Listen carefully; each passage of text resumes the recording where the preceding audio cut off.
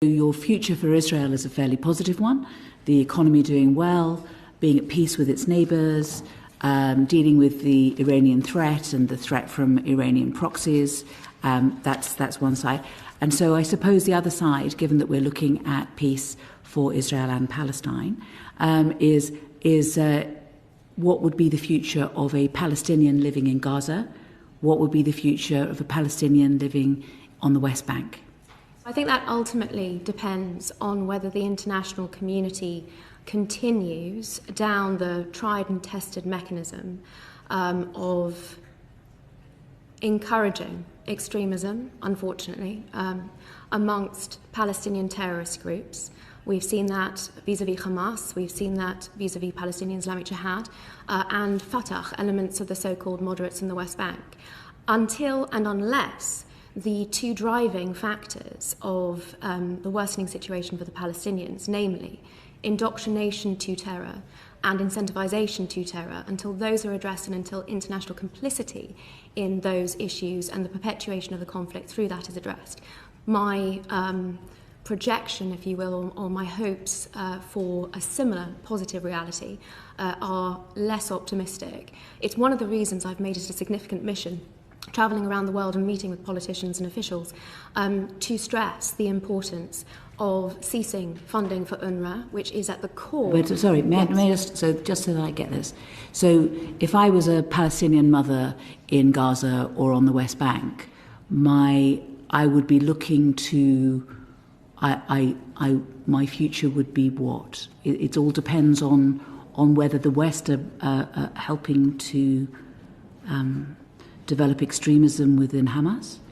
Well, I think the future of any Palestinian in Gaza ultimately depends on whether or not Hamas is defeated, right. Which is, of course, one of Israel's central war aims. Okay, but you're quite confident that Israel is going to be successful, that Israel is going to defeat Iran and Iranian proxies. So then the question is, what happens then?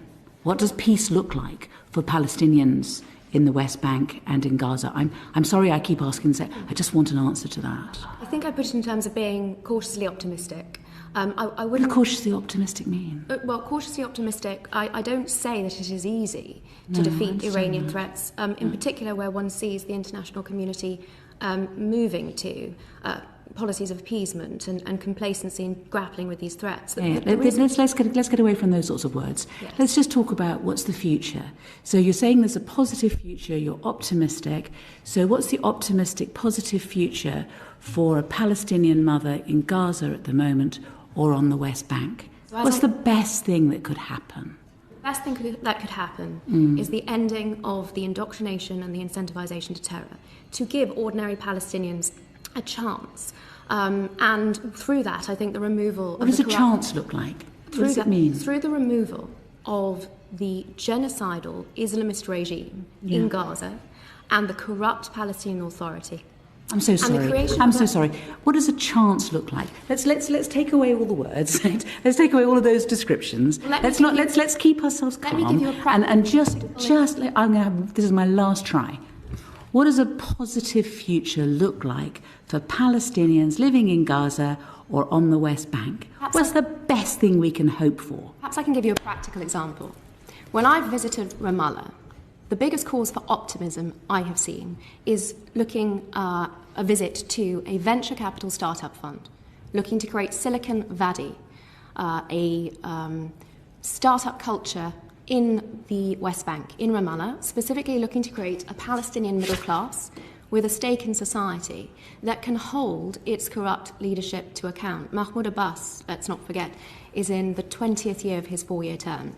The oppression, the brutal oppression, it's remarkable that there hasn't been more international media attention on the torture that the Palestinian Authority metes out to political opponents in the West Bank. That, if you ask me, and it's reflected in polls across the West Bank by Palestinian organisations, that has ultimately got to be the biggest prospect for the chance that I'm talking about. Okay, well, the public will have heard your answers to my questions and will decide themselves whether you answered it. That the two entities I'm aware of that Israel has shared elements of sensitive intelligence of this nature with, the UK government and the US government have consistently said they do not have concerns about Israel's approach to international humanitarian law so far as targeting... Oh, no. So far as targeting... No. That's an extraordinary allegation. May I finish the question? All May I right, finish well, the answer? be careful what you're saying.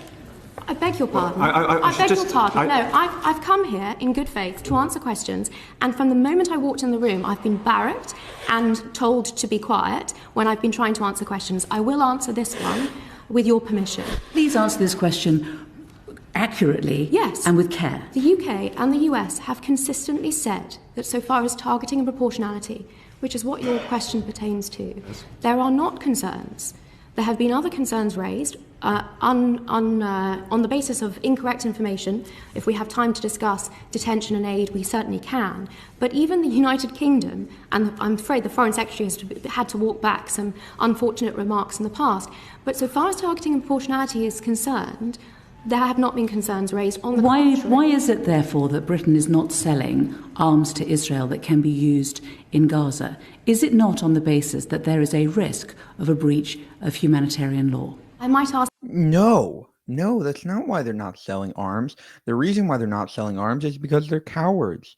They're scared that their populace, which is probably a lot of Islamists and a lot of people that hate Israel, are going to overthrow their government and say, no, we're not going to vote for you unless you stop selling arms to Israel. So it has nothing to do with what Israel is actually doing on the ground, and only simply to do with the current state of political affairs in Britain. This committee to look into that very question, because there is no nexus between the concerns that this government has raised on detention and aid and the arms that have been embargoed. There is a very great concern I have that absent a nexus, because of the absence of concerns on proportionality and targeting, that is not a decision that can in fact be lawful. And it is one that has clearly upended the licensing regulations in this country, which certainly has impacts quite outside of the scope of this committee's inquiry, but that are very significant to the UK's ability to export arms confidently to other countries.